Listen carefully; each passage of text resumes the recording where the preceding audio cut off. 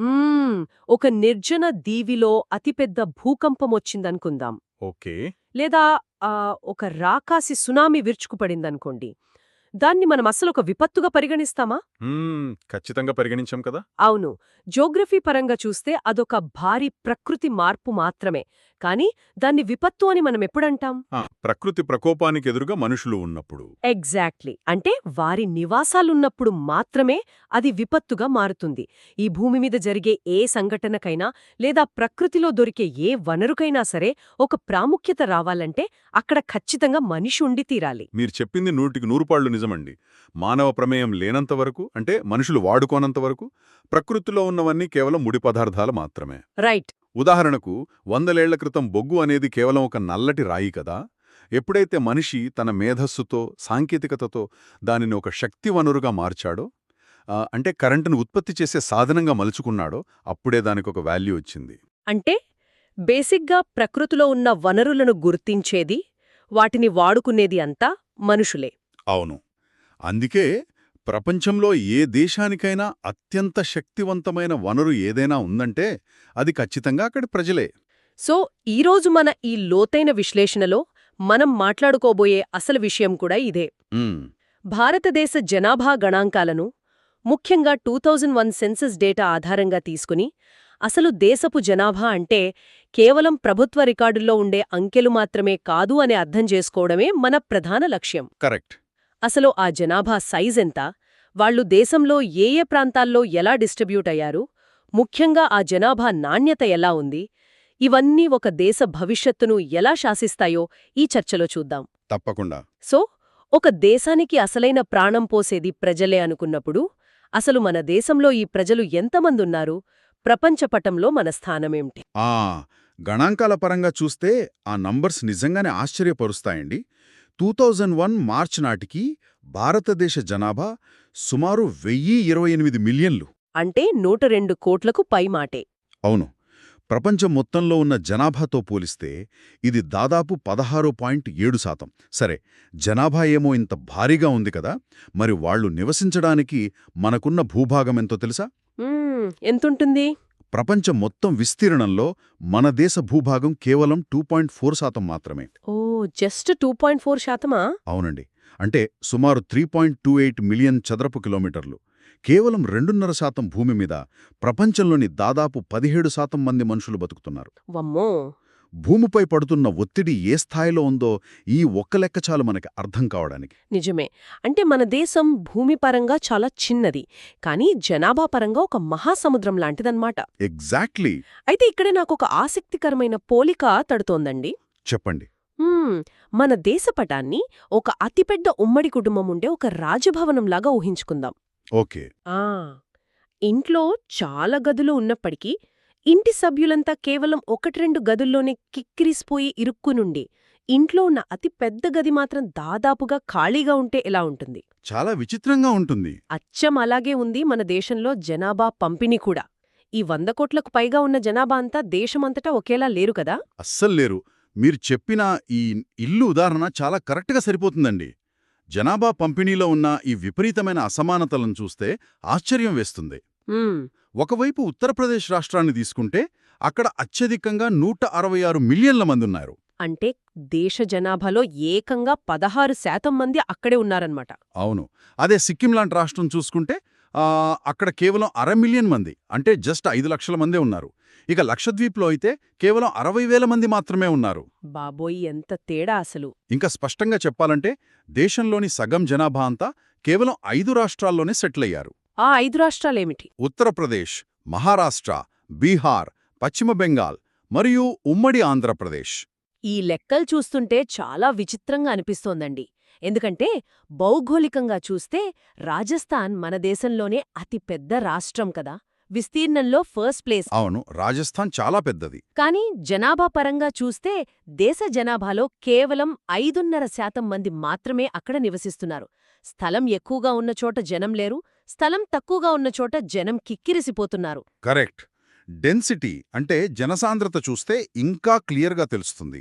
పశ్చిమ బెంగాల్లో ఒక చదరపు కిలోమీటర్కు ఏకంగా 904 మంది ఉంటే అరుణాచల్ ప్రదేశ్లో అదే ఒక చదరపు కిలోమీటర్కు కేవలం 13 మంది మాత్రమే ఉన్నారు. జస్ట్ 13 మందా? అసలీ వైరుధ్యానికి కారణమేమిటి? జనం ఎందుకు కొన్ని ప్రాంతాల్లోనే అంతలా గుమ్మిగూడుతున్నారు? హా, దీని వెనక చాలా బలమైన భౌగోళిక మరియు ఆర్థిక కారణాలున్నాయండి. ఇది కేవలం అనుకోకుండా జరిగిన డిస్ట్రిబ్యూషన్ కాదు. ఓకే. ఒక ప్రాంతం ఎంతమందిని భరించగలదు అంటే ఆ ప్రాంతపు క్యారీయింగ్ కెపాసిటీ ఎంత అనేది అక్కడి నేల స్వభావం, వాతావరణం, అలాగే నీటి లభ్యత నిర్ణయిస్తాయి. అంటే వనరులెక్కడుంటే అక్కడ జనం ఉంటారంటారు. ఎగ్జాక్ట్లీ. ఇప్పుడు ఉత్తర మైదానాలు లేదా కేరళ ప్రాంతాలను చూసుకుంటే అక్కడ నేలలు అత్యంత సారవంతమైనవి. అది సమతలంగా ఉండే చదునైన భూభాగం. దానికి తోడు వర్షపాతం పుష్కలంగా ఉంటుంది. వ్యవసాయం చేయడానికి ఇంతకంటే అద్భుతమైన పరిస్థితులు ఉండవు. తక్కువ శ్రమతో ఎక్కువ ఆహారం పండుతుంది కాబట్టి సహజంగానే అది ఎక్కువ మంది జనాభాను పోషించగలదు. అందుకే అక్కడ జనసాంద్రత ఎప్పుడూ పీక్లో ఉంటుంది. అర్థమైంది. అంటే మనుషులు తమ మనుగడకు అత్యంత సులువైన, అనుకూలమైన వాతావరణం ఎక్కడుంటే అక్కడే తరతరాలుగా స్థిరపడిపోయారన్నమాట. ఖచ్చితంగా. అదే మీరు అరుణాచల్ ప్రదేశ్, అస్సాం లాంటి పర్వత ప్రాంతాలు చూసినా లేదా అండమాన్ లాంటి ఐలాండ్స్ చూసినా అక్కడ భూమి ఎగుడుదిగుడుగా ఉంటుంది, రాతి నేలలుంటాయి. అవును. ఇక రాజస్థాన్లో అయితే ఎడారి వాతావరణం, నీటి చుక్క దొరకడమే చాలా కష్టం. ఇలాంటి కఠినమైన ప్రతికూల పరిస్థితులున్న చోట వ్యవసాయం చేయడం గాని, ఇల్లు నిర్మించుకోవడం, రవాణా సదుపాయాలు ఏర్పాటు చేసుకోవడం చాలా కష్టం. రైట్. అందుకే అలాంటి ప్రాంతాలు ఎక్కువ జనాభాను మోయలేవు. అక్కడ జనాభా ఎప్పుడూ చాలా పలచగానే ఉంటుంది. సరే, జనాభా ఎక్కడెక్కడ ఏ కారణాల వల్ల స్థిరపడిందో క్లియర్గా అర్థమైంది. కాని ఇక్కడ మనం మరో ముఖ్యమైన కోణాన్ని విశ్లేషించాలి. ఏమిటది? అదేంటంటే ఈ సంఖ్యలు ఎంత వేగంగా మారుతున్నాయి అనేది. 1951లో 361 మిలియన్లున్న మన జనాభా 2001 నాటికి ఏకంగా 1028 మిలియన్లకు చేరింది. చాలా స్పీడ్గా పెరిగింది. సుమారు 50 ఏళ్ల వ్యవధిలో ఇది దాదాపు 3 రెట్లు పెరిగింది. అసలు ఈ జనాభా విస్ఫోటనానికి దారితీసిన పరిస్థితులేమిటి అంటారు? బేసిక్గా జనాభా మార్పు అనేది ప్రధానంగా 3 అంశాల మీద ఆధారపడి ఉంటుంది: జననాల రేటు, మరణాల రేటు మరియు వలసలు. ఓకే. భారతదేశంలో ఈ జనాభా విస్ఫోటనానికి సంబంధించి ఒక ఆసక్తికరమైన నిజముందండి. సాధారణంగా జనాభా అమాంతం పెరిగిపోతోంది అనగానే ప్రజలెక్కువగా పిల్లల్ని కనేస్తున్నారు, అందుకే రేటు పెరిగిపోయిందని మనం అనుకుంటాం కదా. జనరల్గా అందరూ అనుకునేది అదే కదా. కాని అసలు కారణం అది కాదు. స్వాతంత్ర్యం వచ్చినప్పటి నుండి మన జనాల రేటు పెరగలేదు. వాస్తవానికి అది నెమ్మదిగా తగ్గుతూనే వచ్చింది. అవునా? మరి జనాభా ఎందుకింతలా పెరిగిందంటే మరణాల రేటు అత్యంత వేగంగా కిందకు పడిపోవడమే దానికి అసలు కారణం. ఒక్క నిమిషం, ఇది కొంచెం ఆశ్చర్యంగా ఉంది. అంటే మన జనాభా పెరగడానికి కారణం పుట్టేవాళ్లు పెరగడం కాదు, చనిపోయేవాళ్లు తగ్గడమా? అవునండి. 1950ల తర్వాత మన వైద్య సదుపాయాలు చాలా మెరుగుపడ్డాయి. కలరా, మశూచి లాంటి అంటువ్యాధులను మనం సమర్థవంతంగా అరికట్టగలిగాం. వ్యాక్సిన్స్ అవి వచ్చాయి కదా. రైట్. పబ్లిక్ హెల్త్ సిస్టమ్ మెరుగుపడటంతో ఆయుర్దాయం పెరిగింది, మరణాల రేటు అమాంతం కిందకు పడిపోయింది. కాని అదే సమయంలో జనాల రేటు మాత్రం ఆ స్థాయిలో తగ్గలేదు. ఓ, అర్థమైంది. మరణాలు తక్కువగా ఉండి జననాలు ఎక్కువగా ఉండేసరికి బ్యాలెన్స్ తప్పి జనాభా సంఖ్య రాకెట్లాగా పైకి దూసుకెళ్ళింది. అయితే ఇక్కడే నాకు ఇంకో పెద్ద సందేహం వస్తోందండి. మన గణాంకాల ప్రకారం 1981 నుండి మన జనాభా వృద్ధి రేటు శాతం, అంటే ఆ గ్రోత్ రేట్, క్రమంగా తగ్గుతూనే వస్తోంది కదా. అవును, తగ్గుతోంది. వృద్ధి రేటు తగ్గడం అనేది ఖచ్చితంగా ఒక శుభవార్తే. అయినా సరే మనం ఎందుకు జనాభా పెరుగుదల గురించి ఇంకా ఆందోళన చెందుతూనే ఉన్నాం? రేటు తగ్గుతున్నప్పుడు సమస్య తగ్గినట్టే కదా. ఇక్కడే అసలు చిక్కుందండి. వృద్ధి రేటు శాతం తగ్గుతున్న మాట వాస్తవమే. కాని మనం మర్చిపోకూడని అత్యంత ముఖ్యమైన విషయం ఒకటుంది. మన మూల జనాభా అంటే బేస్ పాపులేషన్ సైజ్ చాలా చాలా పెద్దది. ఓకే. ఒక చిన్న ఉదాహరణ చెప్తాను. 100 రూపాయలకు 2% వడ్డీ వేస్తే కేవలం 2 రూపాయలు వస్తుంది. కానీ 100 కోట్ల రూపాయలకు 1% వడ్డీ వేసినా అది 1 కోటి రూపాయలవుతుంది కదా. అవును. మన పరిస్థితి కూడా సరిగ్గా అంతే. మన జనాభా బేసు 100 కోట్లు దాటేసింది కాబట్టి వృద్ధి రేటు కేవలం 1.5 లేదా 2% ఉన్నప్పటికీ అబ్సల్యూట్ నంబర్స్లో, అంటే సంపూర్ణ సంఖ్యల్లో చూస్తే అది ఏటా సుమారు 18.2 మిలియన్ల మంది కొత్త జనాభాను దేశానికి యాడ్ చేస్తోంది. వామ్మో, ఏటా 18 మిలియన్ల మందా? అవును. అంటే దాదాపు ఒక ఆస్ట్రేలియా దేశపు మొత్తం జనాభాను మనం ప్రతి ఏడాది మన దేశంలో కొత్తగా సృష్టిస్తున్నామన్నమాట. ఖచ్చితంగా. వృద్ధిరేటు శాతం తగ్గుతున్నా సరే ఈ అదనంగా యాడవుతున్న సంఖ్య చాలా భయపెట్టే స్థాయిలో ఉంది. హ్మ్.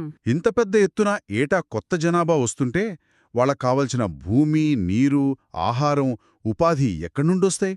మనం ఎంత అద్భుతమైన వనరుల పరిరక్షణ చర్యలు చేపట్టినా ఈ భారీ జనాభా ఒత్తిడి ఆ ప్రగతినంతా తుడిచిపెట్టేస్తోంది. నిజమే. ఇలాగే వెళ్తే రాబోయే కొన్ని దశాబ్దాల్లోనే మనం ప్రపంచంలోనే అత్యధిక జనాభా ఉన్న చైనాను కూడా సులభంగా దాటేస్తామని అంచనా వేస్తున్నారు. అదే వలసలు. అవును. పల్లెల నుండి పట్టణాలకు జనం నదుల్లాగా తరలివెళ్తున్నారు.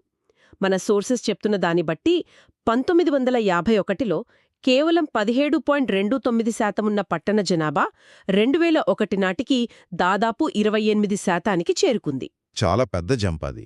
అంతేకాదు 10 ఏళ్ల కాలంలోనే 10 లక్షల జనాభా దాటిన మహానగరాలు 23 నుండి 35కి పెరిగాయి. నగరాలు ఇంత వేగంగా ఎందుకు ఉబ్బిపోతున్నాయి? ఈ వలసల వెనుక పనిచేస్తున్న సైన్స్ని అర్థం చేసుకోవాలంటే మనం 2 ఫ్యాక్టర్స్ని గమనించాలి. ఏమిటవి? ఒకవైపు గ్రామాల్లో మనుషుల్ను బయటకు గెంటేసే పరిస్థితులుంటే మరోవైపు నగరాల్లో వారిని ఆకర్షించే పరిస్థితులున్నాయి. గ్రామీణ ప్రాంతాల్లో సరియైన వర్షాలు లేక వ్యవసాయం దెబ్బతినడం, నిరుద్యోగం, పెరుగుతున్న పేదరికం లాంటివి ప్రజలను ఊళ్ల నుండి బయటకు నెట్టేస్తున్నాయి. వీటినే మనం పుష్ ఫ్యాక్టర్స్ అంటాం. రైట్. నెట్టేస్తున్నాయి కాబట్టి పుష్ ఫ్యాక్టర్స్. ఎగ్జాక్ట్లీ. అదే సమయంలో నగరాల్లో పెద్ద పెద్ద ఫ్యాక్టరీలు, భవన నిర్మాణ రంగాలు, మెరుగైన ఉపాధి అవకాశాలు, మంచి లైఫ్ స్టైల్, తమ పిల్లలకు మంచి చదువు దొరుకుతుందన్న ఆశ ఉంటాయి కదా. అవును. ఇవన్నీ ఆకర్షిస్తాయి. వీటిని పుల్ ఫ్యాక్టర్స్ అంటారు. అంటే అయస్కాంతంలా లాగుతున్నాయన్నమాట. ఈ 2 శక్తుల కలయిక వల్లే నగరాలు కిక్కిరిసిపోతున్నాయి. కానీ ఇలా అందరూ నగరాలకే వచ్చేస్తుంటే ఆ నగరాల మౌలిక సదుపాయాలు అంటే డ్రైనేజ్ వ్యవస్థ, త్రాగునీరు, రోడ్లు ఇవన్నీ అంత భారాన్ని మోయగలవా అండి? ఖచ్చితంగా మోయలేవు. అందుకే మన నగరాల్లో మురికివాడలు అంటే స్లమ్స్ విపరీతంగా పెరిగిపోతున్నాయి. నగరాలు ఆర్థికంగా ఎదుగుతున్నాయి కానీ ఆ ఎదుగుదలకు తగ్గట్టుగా ప్లానింగ్ లేకపోవడం వల్ల నగర జీవనం చాలా సవాళ్లతో కూడుకొనుంటోంది. క్లియర్గా అర్థమైంది. నగరాలు పెరుగుతున్నాయి, జనాభా సంఖ్య పెరుగుతోంది. కానీ దేశ భవిష్యత్తును నిర్ణయించే అసలైన పాయింట్ ఇక్కడే ఉంది. ఒక దేశంలో 100 కోట్ల మంది ఉంటే ఆ 100 కోట్ల మందిలో అసలు ఎవరున్నారు? వాళ్ల కూర్పు ఏమిటి? దీన్ని మనం ఒక వ్యాపార సంస్థతోనో లేదా ఒక కంపెనీతోనో పోల్చి చూడొచ్చు. అవును. ఒక కంపెనీలో 10 మంది ఉద్యోగులు ఉంటే అందులో 7 ఏ పని చెయ్యకుండా కేవలం మిగిలిన 3 చేసే కష్టం మీద ఆధారపడితే ఆ 3 మీద ఎంత దారుణమైన ఒత్తిడి ఉంటుందో ఊహించండి. మన దేశ వయోకూర్పు కూడా దాదాపు ఇలాగే ఉందా? మీరు చెప్పిన ఎగ్జాంపుల్ ప్రస్తుత ఆర్థిక పరిస్థితికి పర్ఫెక్ట్గా అద్దం పడుతోందండి. మన జనాభా ఏజ్ కాంపోజిషన్ చూస్తే 15 ఏళ్ల లోపున్న పిల్లలు దేశ జనాభాలో ఏకంగా 34.4% ఉన్నారు. అంటే 34% పైనే. అవును. అలాగే 60 ఏళ్లు పైబడిన వృద్ధులు సుమారు 7% ఉన్నారు. ఈ 2 వర్గాలు ఆర్థికంగా ప్రొడక్టివ్ కారు. అంటే వీరు ప్రత్యక్షంగా ఆర్థిక వ్యవస్థలో పాల్గొనే డబ్బు సంపాదించరు. రైట్. మరి వీళ్లందరికీ ఆహారం, బట్టలు, చదువు, వైద్యం సమకూర్చాల్సిన పూర్తి బాధ్యత ఎవరిమీదుంటుంది? 15 నుండి 59 ఏళ్ల మధ్య ఉన్న పనిచేసే వర్గంపై ఉంటుంది. వీరు దేశ జనాభాలో సుమారు 59% ఉన్నారు. అంటే సగానికి పైగా జనాభా కష్టపడుతున్నా వాళ్లు సంపాదించేదంతా దాదాపు 40% ఉన్న పిల్లలు, వృద్ధుల పోషణకే సరిపోతోందన్నమాట. ఖచ్చితంగా. దీన్నే మనం ఎకనామిక్స్లో డిపెండెన్సీ రేషియో అంటాం. ఈ ఆధారపడే నిష్పత్తి ఎంత ఎక్కువగా ఉంటే ఆ దేశ ఆర్థిక వ్యవస్థ అంత నెమ్మదిస్తుంది. ఎందుకంటే మిగిలేదేమీ ఉండదు కాబట్టి. అవునండి. పనిచేసే వర్గం సంపాదించే సంపద అంతా కేవలం కుటుంబ పోషణకు, రోజువారీ ఖర్చులకు మాత్రమే సరిపోతుంది. దేశంలో పరిశ్రమలు స్థాపించడానికి, రోడ్లు వేయడానికి అవసరమైన పెట్టుబడుల రూపంలోకి ఆ సంపద మారదు. పెట్టుబడులు లేకపోతే కొత్త ఉద్యోగాలు రావు. దానివల్ల ఆర్థిక ప్రగతి ఆగిపోతుంది. ఇది నిజంగా ఆర్థికంగా ఒక పెద్ద సవాలు.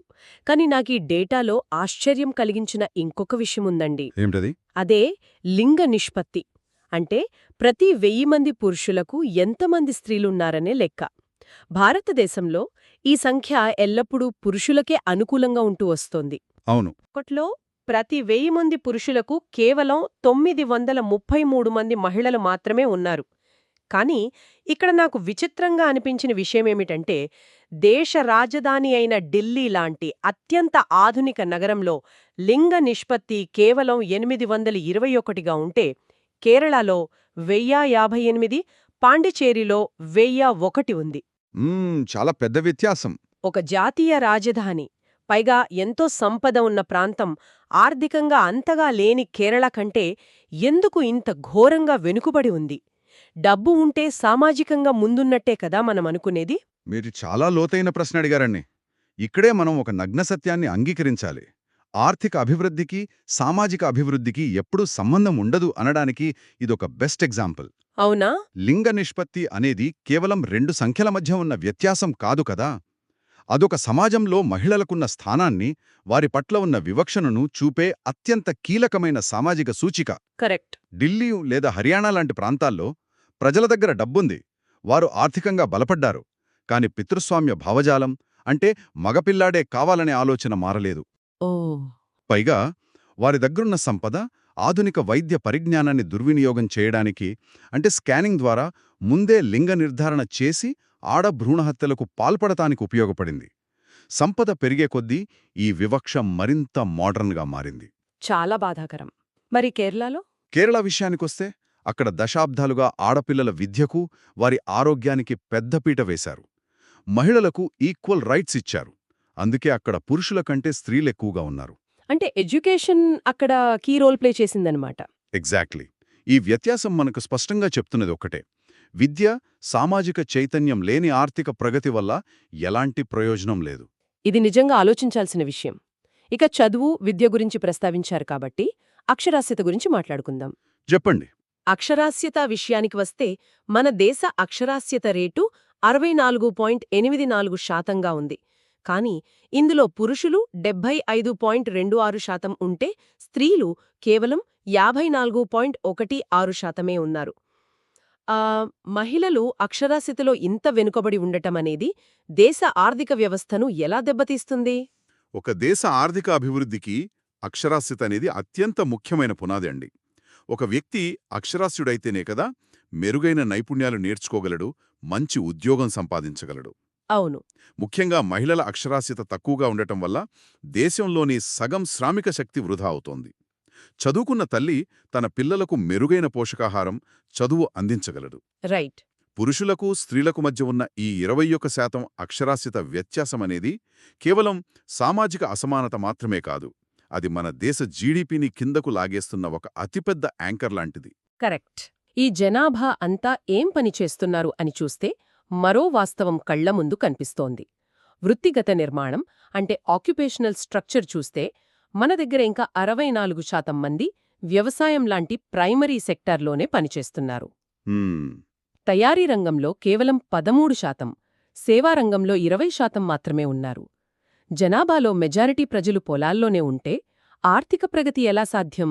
సాధ్యం కాదు.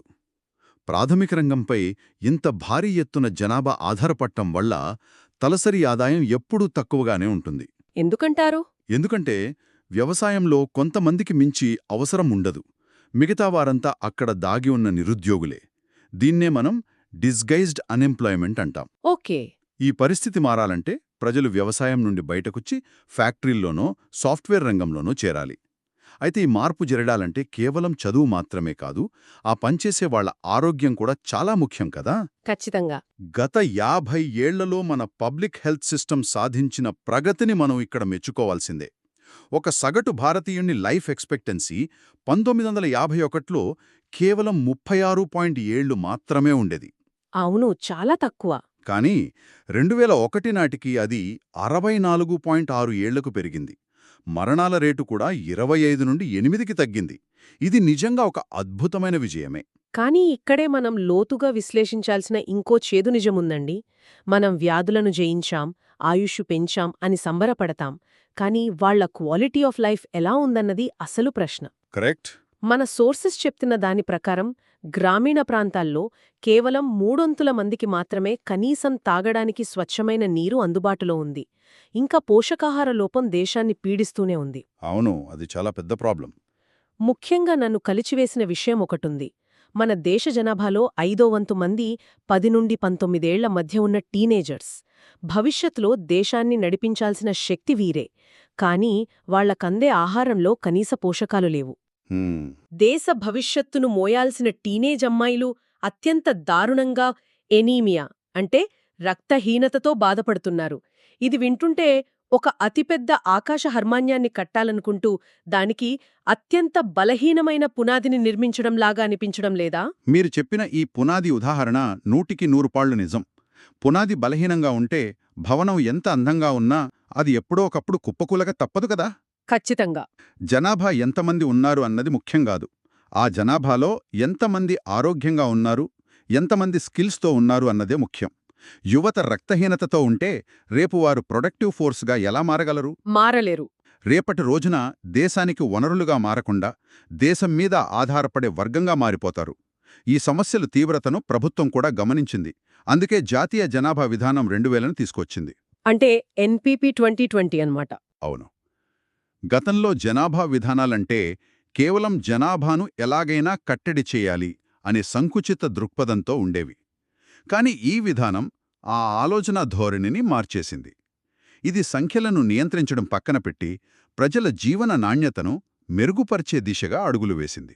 అంటే ఇది జనాభాను టార్గెట్ చేసే ప్రోగ్రాం కాకుండా ప్రజల శ్రేయస్సును టార్గెట్ చేసే ఒక విధానమన్నమాట. ఇందులో ఎలాంటి లక్ష్యాలు పెట్టుకున్నారు? అవును, ఇదొక సంపూర్ణమైన హ్యూమన్ సెంటర్డ్ విధానం. ఇందులో ప్రధానంగా 14 ఏళ్ల వరకు పిల్లలందరికీ ఉచిత మరియు నిర్బంధ విద్యను అందించడం ఒక లక్ష్యం. గ్రేట్. అలాగే శిశు మరణాల రేటును ప్రతి 1000 జననాలకు 30 కంటే తక్కువకు తీసుకురావడం. పిల్లలందరికీ యూనివర్సల్ ఇమ్యునైజేషన్ అంటే రోగనిరోధక టీకాలు వేయడం. అంటే హెల్త్ మీద ఫోకస్ అన్నమాట. ఎగ్జాక్ట్లీ. అంతేకాకుండా ఆడపిల్లల వివాహ వయస్సును పెంచడాన్ని ప్రోత్సహించడం. చిన్న వయసులో వివాహాలు జరగడం వల్లే ఈ రక్తహీనత, శిశు మరణాలు లాంటివి ఎక్కువగా జరుగుతున్నాయి కదా. అవును, లింక్ ఉంది దానికి. పోషకాహార లోపాన్ని తీర్చడంపై ఈ విధానం ప్రత్యేక దృష్టి సారించింది. ఈ పనులన్నీ చేస్తే వాటంతట అవే జననాల రేటు తగ్గి ఆరోగ్యవంతమైన జనాభా తయారవుతారని ఈ విధానం నమ్మింది. ఈ సుదీర్ఘమైన చర్చలో మనం చాలా లోతైన విషయాలను విశ్లేషించామండి. 1000 మిలియన్ల సంఖ్యల వెనక ఉన్న భౌగోళిక పరిస్థితులు, పల్లెలను నెట్టేసిన నగరాలకు లాగుతున్న వలసల నేపథ్యం, సంపద పెరిగినా మారని లింగ వివక్ష, ఇవన్నీ మాట్లాడుకున్నాం. అవునండి, ప్రతి కోణాన్ని పరిశీలించాం. ముగించే ముందు మనందరం ఆలోచించాల్సిన ఒక ఆసక్తికరమైన ప్రశ్న మిగిలిపోతుంది. మనం ఎప్పుడూ భారతదేశ జనాభాను ఒక భారంగానూ లేదా దేశ వనరులను తినేస్తున్న ఒక సమస్యగానో చూస్తుంటాం. జనరల్గా అలాగే చూస్తారు. కానీ ఒకసారి ఇంకో కోణంలో ఆలోచిద్దాం.